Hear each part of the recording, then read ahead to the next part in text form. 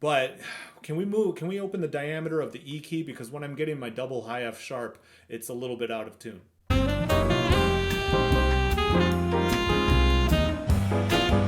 Okay, we're literally right back. I just did a mouthpiece review and I'm going to use the same silly read from that mouthpiece review and teach you guys some new E and F fingerings.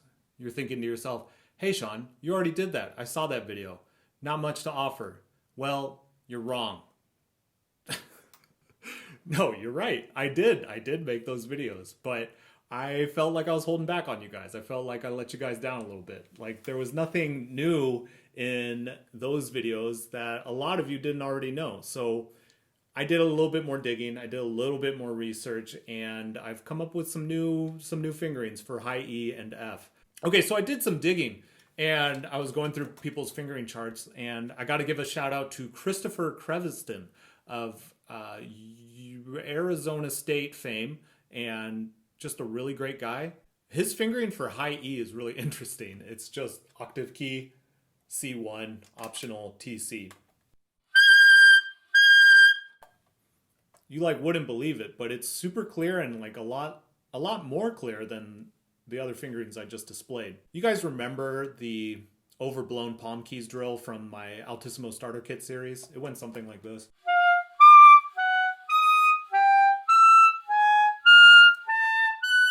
Those overblown palm keys, those operate at the, what would that be? A major sixth, excuse me. So you overblow those palm keys and you get a major sixth. If you then overblow it, you get a perfect fourth, right? So if I go from D, right? There's my E. There's an F.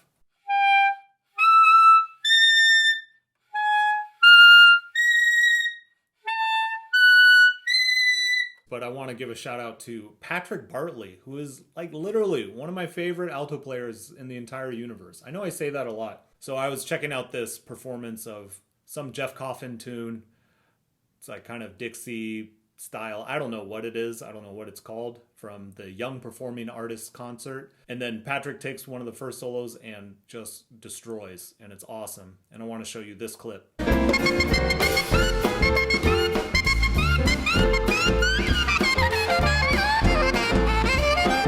So if you see that, I don't know what he's fingering, but he definitely plays like a high F in there in that lick, and possibly a G.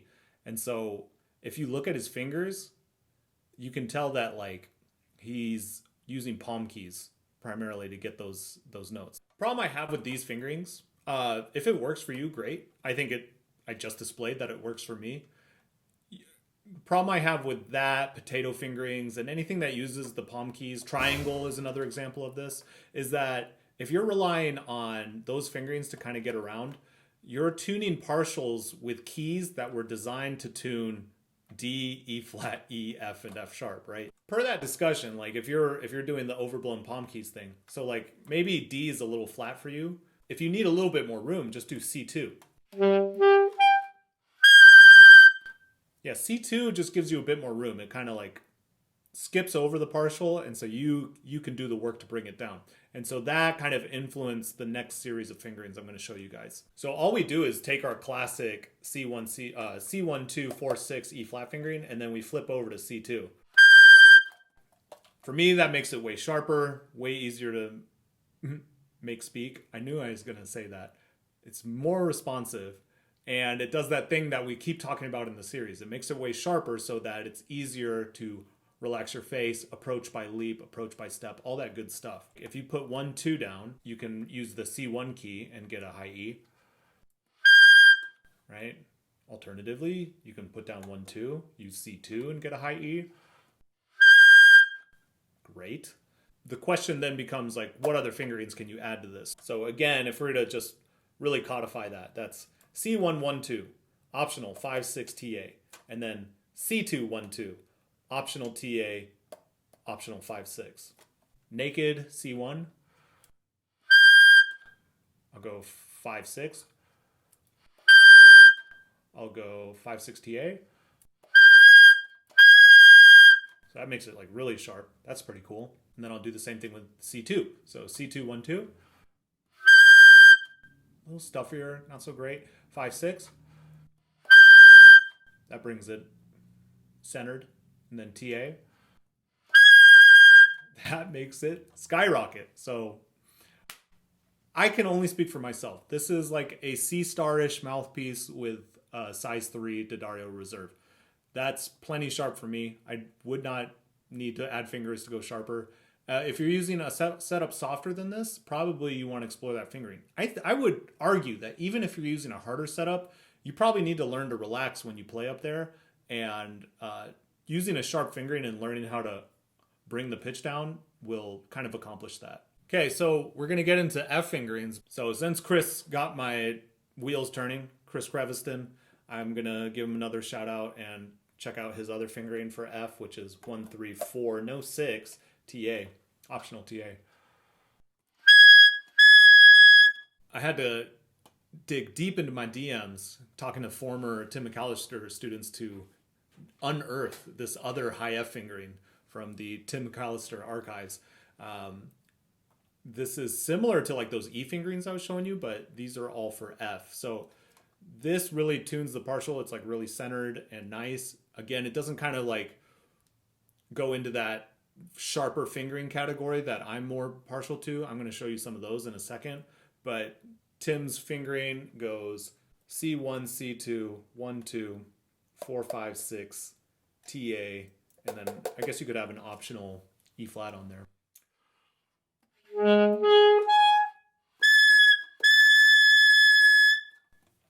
Yeah, so again, it's good. It's very, very good. Don't get me wrong. But when I was rebooting this, I was really looking for notes that are like, have like this much range for an F, and then you go and find the F. And so this one is more narrow, more focused, and if that's your thing and it works for you, that's awesome. I think go for it. There's clearly nothing wrong with this fingering.